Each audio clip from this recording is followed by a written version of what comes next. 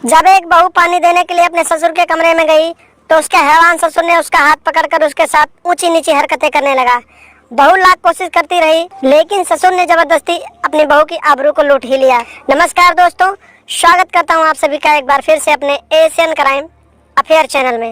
नमस्कार दोस्तों, आज जिस घटना के बारे में आप लोगों को बताने जा रहा हूं, ये घटना बेहद ही सनसनीखेज और चौंका देने वाली घटना है, जहां पर एक ससुर ने अपनी ही जवान बहू को पानी मांगने के बहाने अपने कमरे में बुलाया और जब घर में कोई नहीं था तो उसने इसका फायदा उठाकर जबरन उसके साथ दुष्कर्म किया।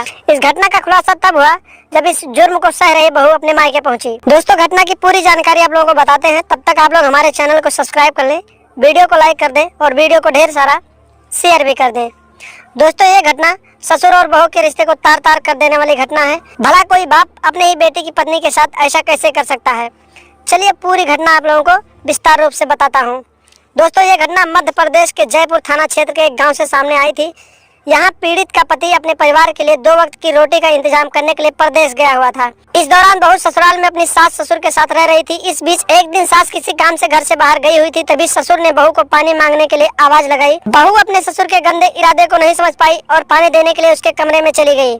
बहू के कमरे में दाखिल होते ही ससुर ने दरवाजा लॉक कर दिया और उसे बिस्तर पर पटक कर उसके साथ ऊंची नीची हरकत करने लगा।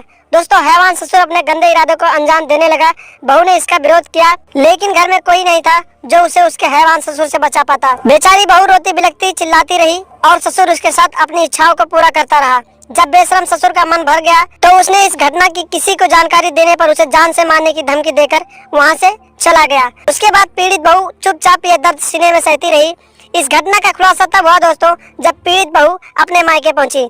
मायके पहुंचकर उसने किसी तरह हिम्मत जुटाकर अपने साथ बीती घटनाओं को अपने माता पिता से बताई। बेटी के मुंह से उसके साथ हुई दरिंदगी की आप बीती सुनकर उसके माता पिता के कदमों तले जमीन खिसक गई। लेकिन दोस्तों, उन्होंने बेटी को हिम्मत दी और थाने जाकर उसके हैवान ससुर द्वारा बेटी के साथ की गई काली करतूत की जानकारी पुलिस को देकर रिपोर्ट दर्ज करा दी।